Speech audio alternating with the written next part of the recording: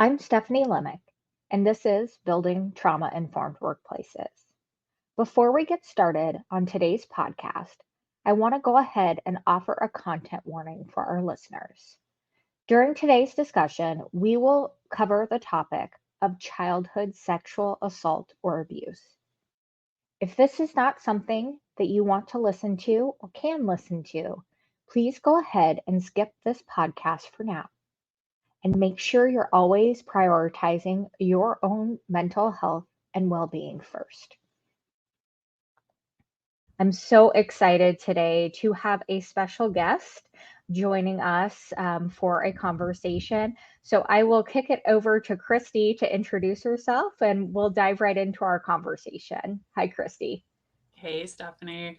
Thank you so much for having me a part of this. I've been very much looking forward to this conversation as well. So thank you. Awesome. Christi, tell us a little bit about your background and, why you are interested in trauma-informed workplaces or workplace mental health. Yeah, absolutely. So I am a third generation construction professional. Grew up spending my Saturdays on job sites, never thinking I'd be in the industry. But once I kind of walked on to my first job site as employee, I fell in love with the people and just haven't been able to break away. That has turned into a 20-year career supporting this industry and the people within it from an HR perspective. And not your typical HR sort of person, but really one to help impact the business and the people in a good, positive way. And been able to do some really good, really challenging, but really good work along the way. I would say when it comes to a trauma-informed workplace, and I'm sure we're probably going to get into some of these topics, I've got a personal vested interest in it with those very close to me having been really impacted by trauma in their lives. And the smarter I have become, not that I'm smart in this space at all, but the more that I have learned, the more that it's helped me be a better person, wife, partner, mom, to those around me, and translating those skills into the workplace, I think is so key because trauma impacts so many people that we just don't even necessarily realize, and so often naive to it. So being able to open some of that up, I think, can really, really benefit everybody. Absolutely. Couldn't agree more. So, let's dive in. Let's talk a little bit about, how trauma has shown up in your life and how it's impacted you, both personally and professionally. Yeah. So I grew up in a pretty vanilla, pretty boring, Beaver the Cleaver family sort of a deal, right? Parents still married 53 years later, 2.0 kids, right? Always had a dog in the house. In the grand scheme of things, like not a whole lot, right? We went through life middle class in the Northwest, kind of doing our thing. And, fast forward, meet my husband, right? We've been married now, just celebrated our 23rd anniversary. Oh, wow. And Congratulations. thank you. Thank you. And when we met pretty early on in our relationship, he had shared that he is sexually abused by his half brother. And at the time, and he kind of went through it, and I was like, okay, that's really shitty. I'm sorry that happened. Okay, let's move on, right? And in all reality, that for the vast majority of our marriage was just kind of, there'd be some familial struggles, some this, that, or the other, some ups and downs, but not a whole lot of conversation around it until recently, right? And by recently, I mean the past, I'd say 5-ish years or so has become more of an impact to him and to our family and our marriage and those around us, really. So, obviously, challenging topic to talk about. So, Sure. stop me at any time if Mhm. we've hit a boundary, but would love to kind of understand how you felt as someone supporting someone obviously you love and care about a great deal who's had these difficult traumatic experiences that happened many years ago but are now showing up and affecting his life, your family's life. How has that felt? What has that experience been, at least for you? as that supportive person? Yeah, great question. It's ups and downs, really, right? I think there's been a lot of, for me, desire to know more, right? To know more of my husband's history and not the nitty gritty details, right? Like, Yeah. but yet kind of, I wanted to, to be there and be a support, but with him specifically, and for most men that are survivors of particularly sexual abuse or what have you, and for him it happened when he was so young and for so long, and he had some additional abuse later on. There's a significant amount of shame and a significant amount of not even unwilling, but just kind of that unable to share some of his past and some of his story. And so really I've learned more of his story in these past few years than I ever did in the first 15, 20 years of our marriage. And so there's this desire to know and to be there and to be that resource. And it sucked not being there, right? Like I felt hurt because I wanted to be his go-to person. Like, I got you, I can hold you up, right? Like, I want to be there for you and I want you to be there for me. And he was filled with so much shame that was really hard. Also, there is very little literature out there for partners and support to those that have experienced trauma, particularly for those supporting male survivors of sexual abuse. Literature is dang near zero.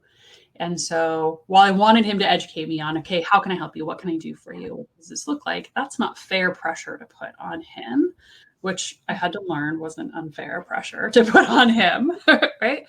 But I had to educate myself and to learn more about history, impacts, brain development, all some of those sorts of things that was really hard to navigate that learning process. And as he's, the impacts of trauma sometimes come and go, right? That's tough to navigate what each day looks like.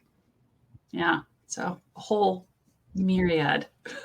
Whole gamut. And I mean, I think you've hit on something really important, is that there is so much shame wrapped up in experiences of trauma.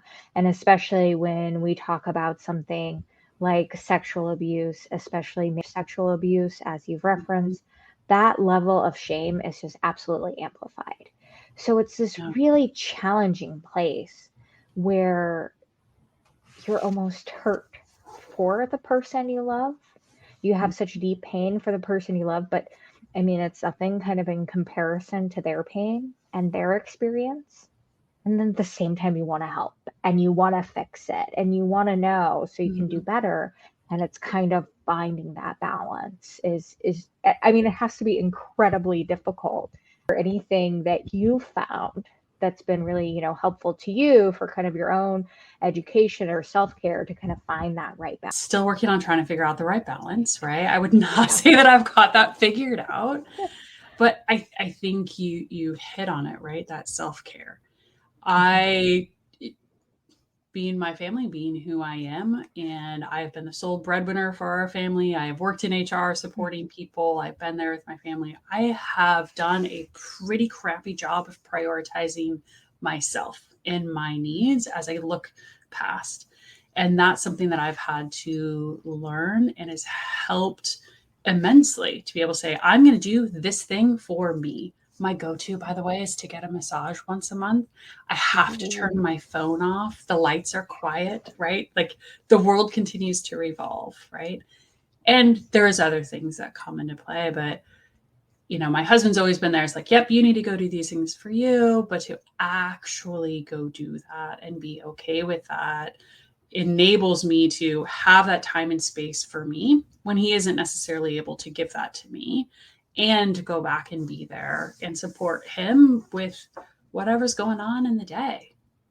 Something where you can disconnect, like any device, like massage, yoga for me is a great one because it's like no one can come into my little bubble. Great way to turn off.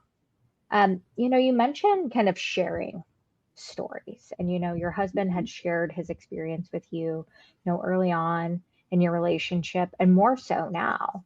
And, there was this moment for me personally. I think we all kind of reflect on, the Me Too movement and how people started sharing Mhm. their stories, their Me Too stories. And I remember someone shared this post and it stuck with me because I think it's so important and it's such an important reminder when we're talking about trauma, and especially when we think about trauma informed workplaces, is that experiences of trauma and their stories kind of belong to the survivor. So Mhm. their decision to share, who they share with, how much they share, it I mean, it is your decision. It's up to you as a survivor. And for some people, sharing is empowering. Mhm. Sharing, can be cathartic. Sharing can help heal. And for others, it does not. Mhm. And it doesn't add value. And so I think it's so important. And I'm probably going to say this for the rest of my career, but it's so important that we never try and force people to share experiences of trauma or share their stories when it's not completely their choice. So, you reference, you want more information, Mhm. you want to know more so you're able to support better. How do you kind of balance that? Getting more information, asking questions, listening, and kind of respecting the boundary of your husband's experience and what he's willing to share. It's tough because I want to know, right? Yeah. I want to have a conversation. I want people to feel comfortable sharing with me. Yeah. That's all about me, Hmm. right? That's not fair to put on other people, particularly survivors, particularly about something that, experiences that can be so shameful and they've likely been carrying around for years and been wrapped up real tight and real safe. And so it was really through conversations with my husband, and we were in a couples therapy session at one point, and the our therapist was using an analogy of me chasing my husband around a tree, right? Pursue, pursue, pursue, pursue, pursue. And he started like running around the tree. And I'm like, no, but I could get you. Tell me, I wanted more information, right? And my husband's like, essentially, like, I hate being chased around a tree. And I'm like, I don't like running around a tree. Uh-huh. None of us like this. But all of a sudden, it became so clear to me, stop chasing someone around a tree, in this case, my husband, right? Take that step back, if you will, to carry this analogy a little further. Lay out a picnic blanket, grab a snack, and say, hey, I'm here when you're ready, whatever that looks like. And all of a sudden, the stress and the pressure of having to share or having to hold it in just started dropping. And I stopped worrying about having to need to know. It's like, nope, I'm here when you're ready. Yeah. Yeah, That's amazing. I love that analogy, by the way. It's I love like, any it's analogy. Yeah. perfect. It's perfect.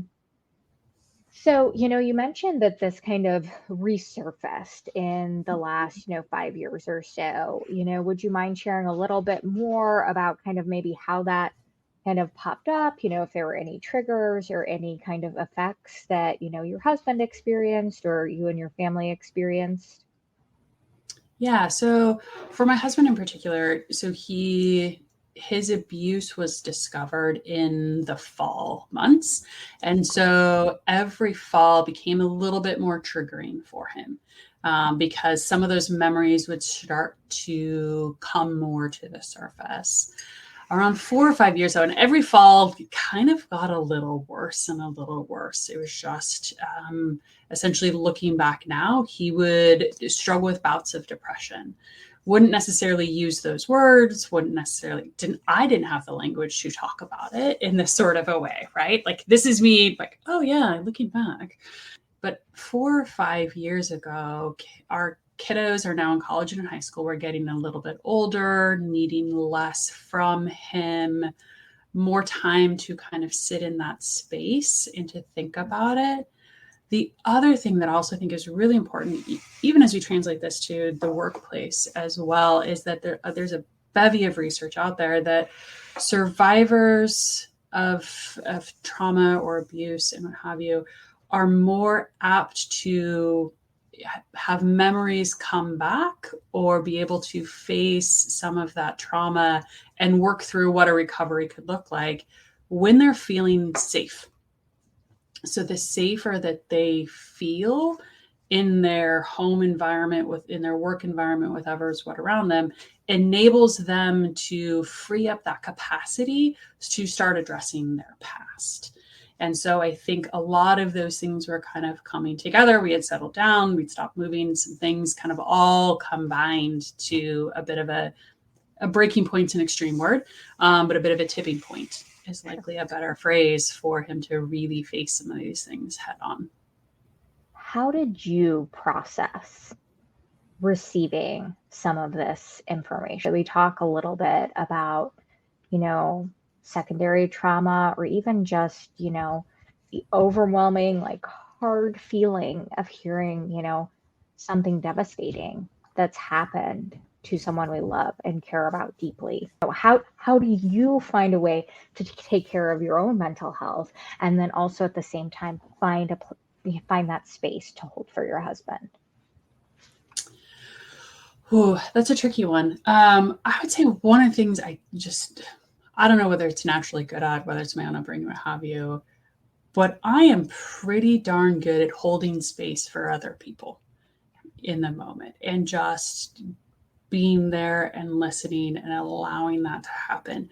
I would say that that's a skill that's probably treated me well in the work that I've done, right? As well as in the home and being there to support him. So I think that there's some skill set there. The stories and some of, my husband's timeline and some of the details is he felt more and more comfortable sharing bits and pieces of it, which I still don't have all the bits and pieces, but I've got some fueled with some anger and hurt and frustration and all sorts of emotions.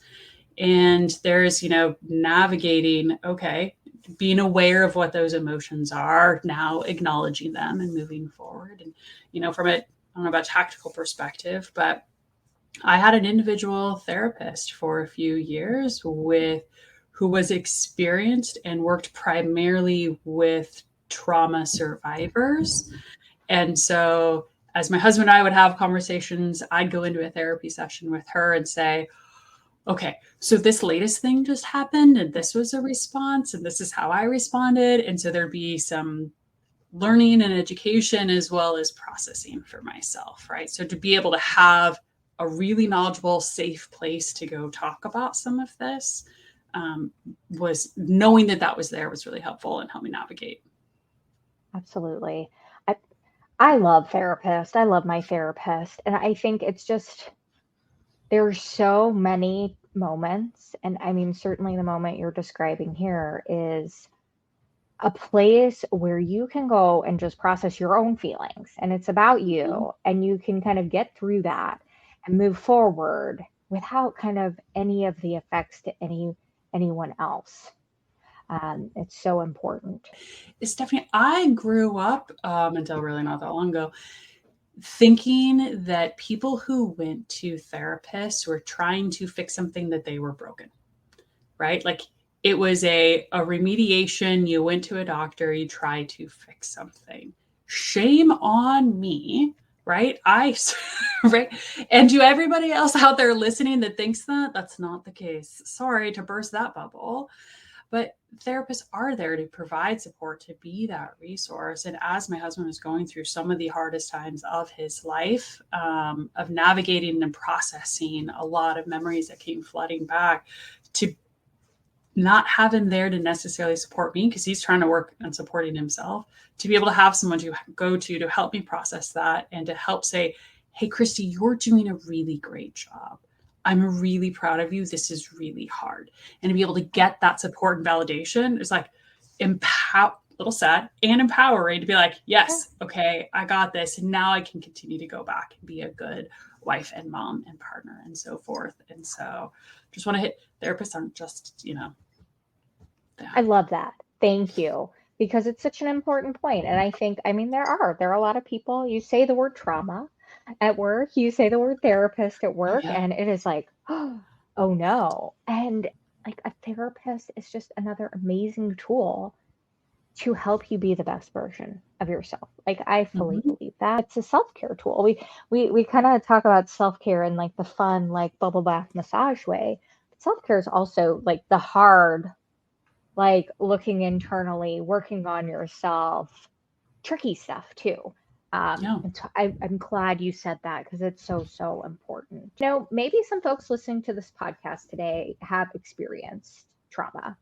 Mhm. Maybe it's trauma that they have feelings of shame or guilt around, and there's a person in their life who they're close with, who they love very much, and they want to share, but they're afraid to share with that loved one.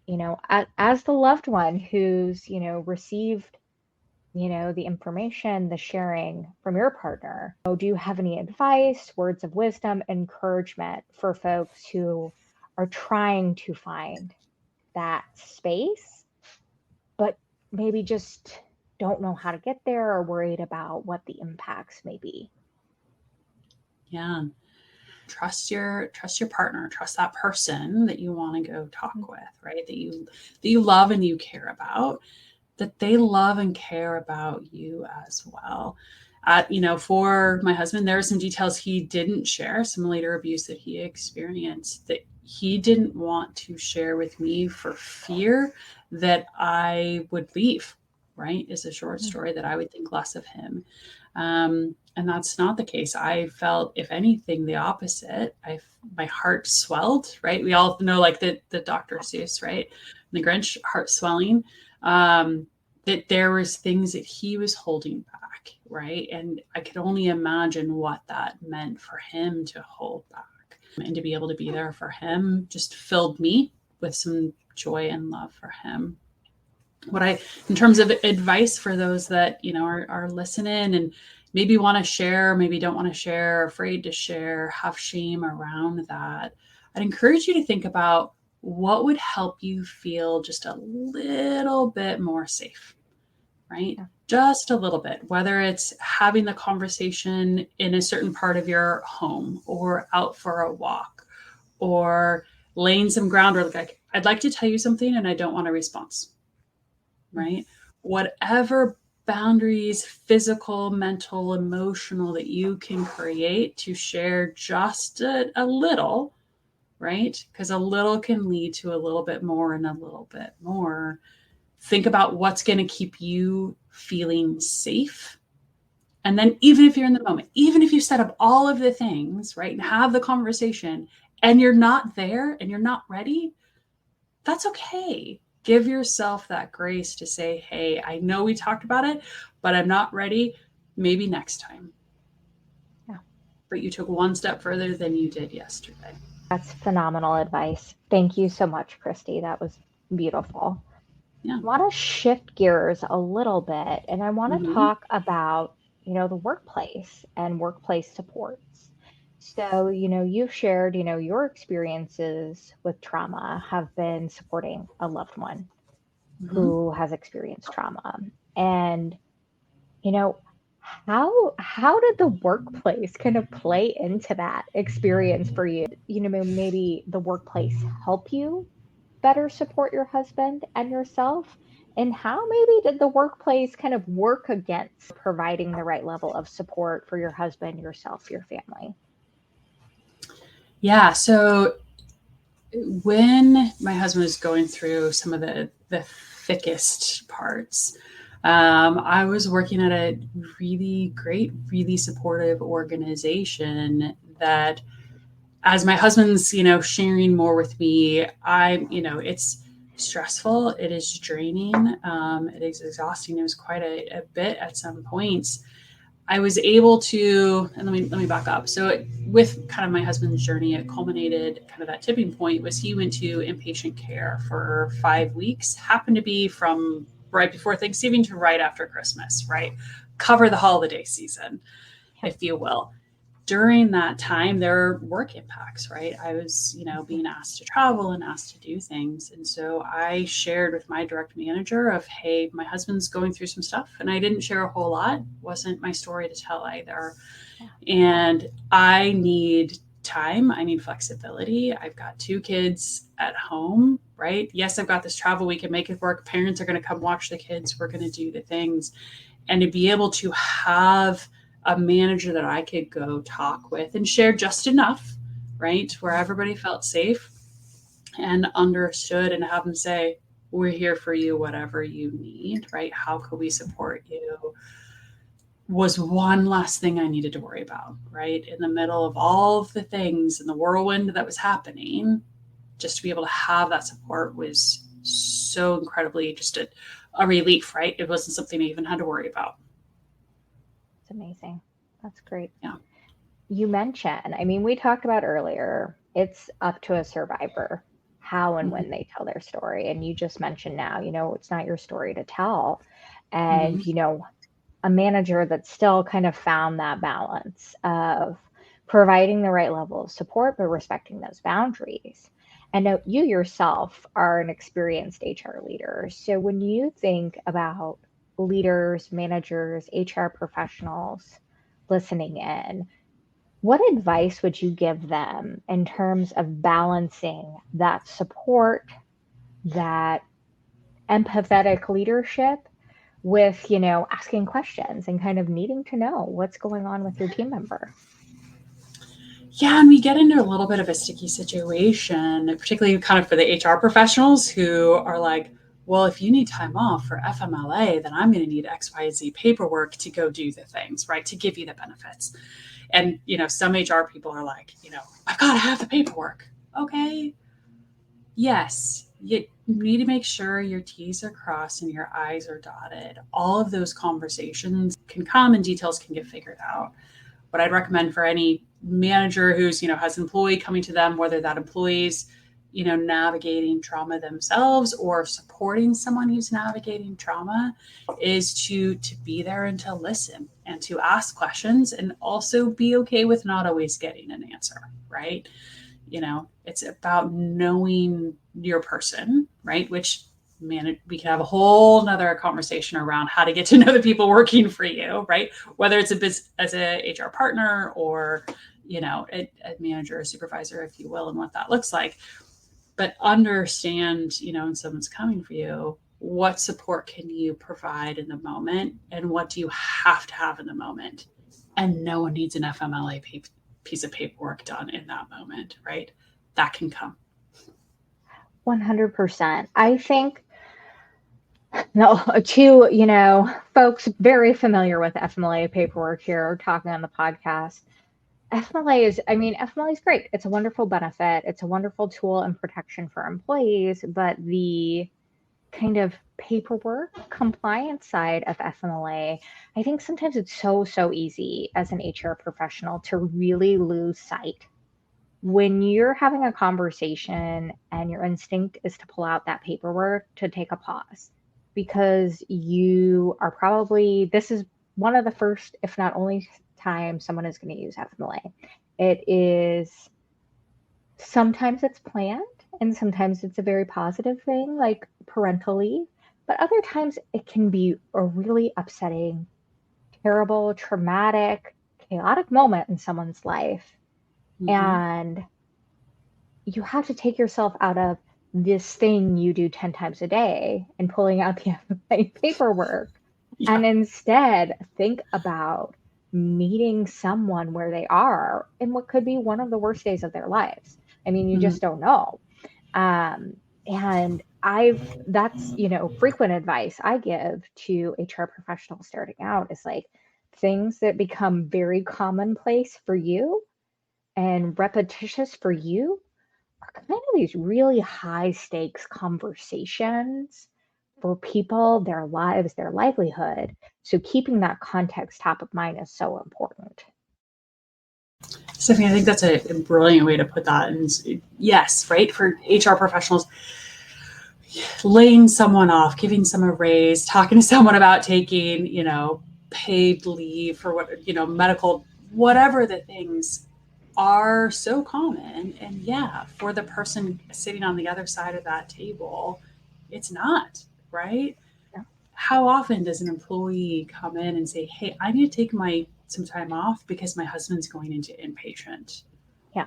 Never, right? Like not conversations that ever happen and whatever that looks like. So, I mean, to echo, maybe underscore what you said about meeting folks where they are, yeah, you're going to have to cross those T's, sure. But how can you meet someone where they are in that moment and be there to be an ear versus a paper filler outer?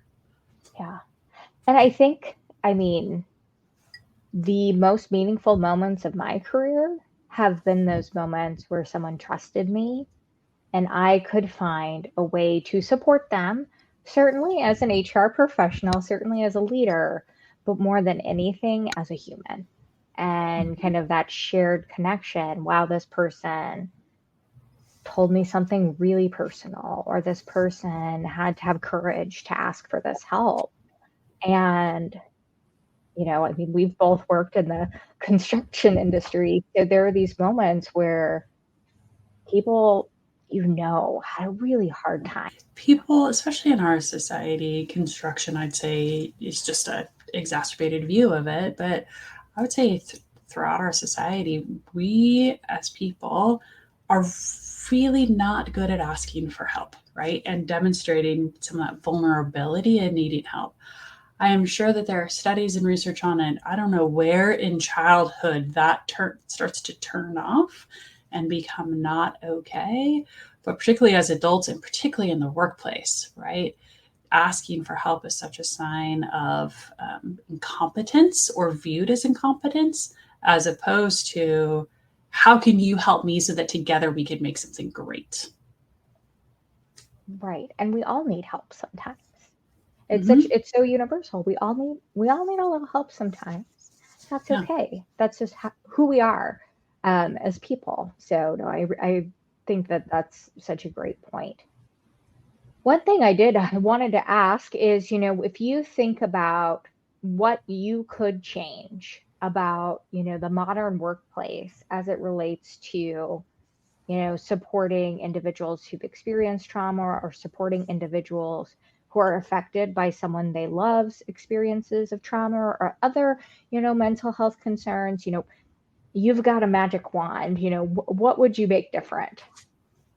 What would I make different? Um, I think one place at workplaces, I don't even think it's that hard to do, to be honest with you. And maybe I'm just naive because it's not even about culture shifts. I think people are getting there and I think culture is shifting. I think my experience of what I've seen in terms of mental health benefits, what's covered from whether you're visiting a therapist, whether you're going in for inpatient care, what have you, like that wealth of coverage is bankrupt, right? The benefits are just not there. There's a balance. I look at, creating change that's structural change and behavioral change, right? The behavior change is the culture, and I think we're getting there. But the structural change around what organizations are providing for mental health benefits, for example, trauma recovery, it's just not there. And some people are like, oh yeah, you can go see a therapist 8 times for a copay of $50 a piece or what have you for an inpatient. Oh my, like that's not going to get folks navigating trauma recovery or those supporting someone navigating trauma recovery. That's barely a A drop, band-aid. a Yeah, drop in the bucket. Absolutely. And I mean, $50 8 times can be cost prohibitive. mm-hmm. I mean, out of pocket can be cost prohibitive. Mm-hmm. Even if your insurance does cover a therapist, something changes and you're kind of stuck with this choice of, do I maintain this relationship with someone who I trust and feel safe with? Or do I start all over again with someone new because it's covered by my insurance?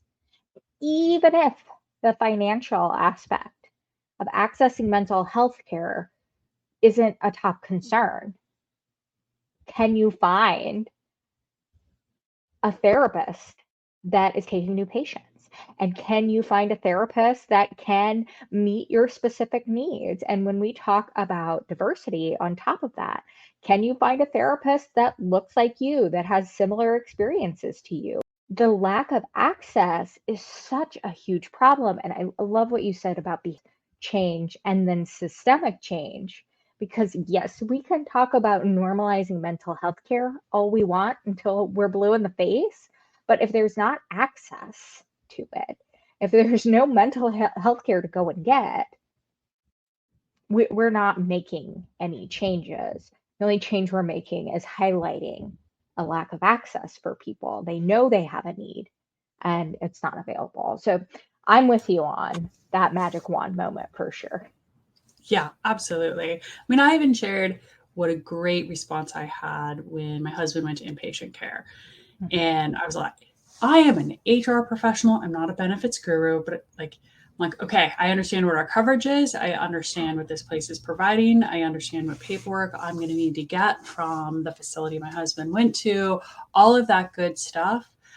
After 2 or 3 appeals, I don't know how many round robins we went on, our insurance still didn't cover inpatient. We were out of pocket 100%. And I thought I had all the things to do. I knew the right people internally to talk to help me navigate. Nope. Still ended up out of pocket. Right. And it's just, I'm glad that we were able to financially overcome that hurdle.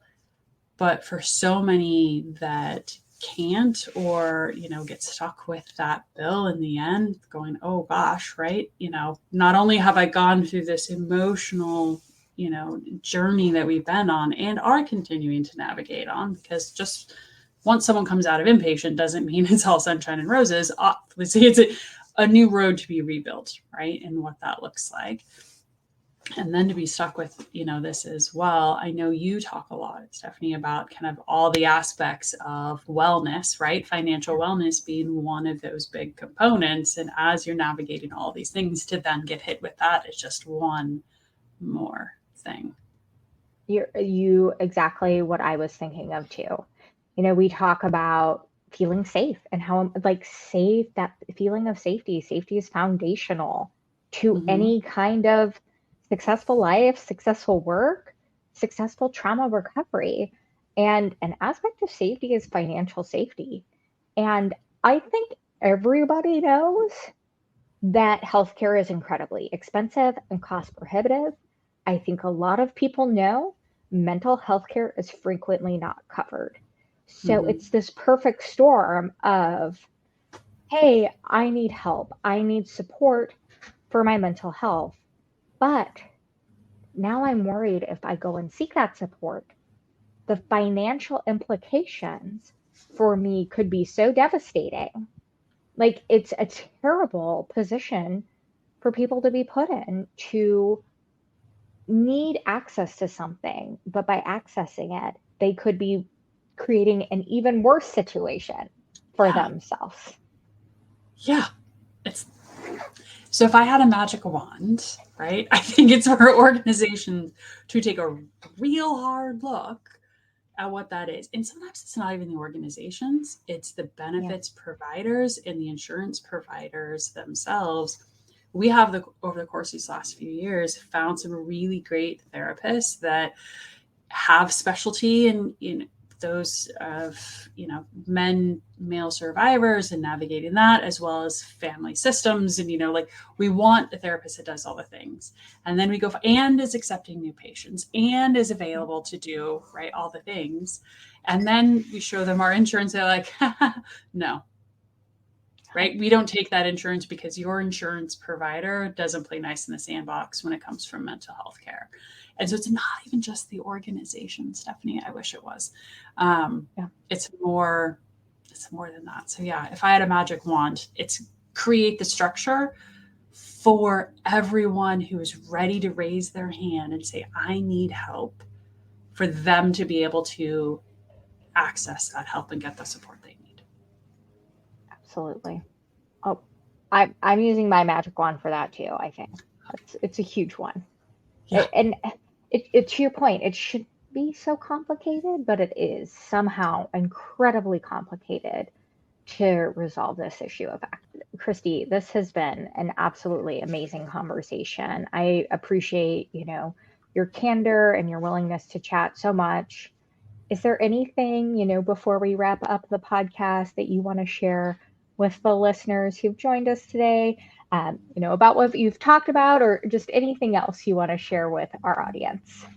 Yeah, I guess for the audience listening, just I hope that you hear you're not alone, right? Whether you are navigating trauma yourself, whether you're remembering things from your past, right, for the first time, or whether you're supporting someone else out there, right? You're not alone in this journey. There are those out there that might be a step or two ahead of you, might be a step or two behind you, might be right there with you, but you are not alone in how you navigate this. And they're tough to find, but there's resources out there to help support you. And anybody who wants to chat with me, I'd be happy to, right? Just help provide that support and a couple things that might have helped me along that way. Amazing. Amazing. I so appreciate it, Christy. This has been an amazing conversation. Every conversation I have with you is always amazing, but so appreciate you sharing your story and experience today with us. Thank you all for listening. Until next time, be well. Thank you.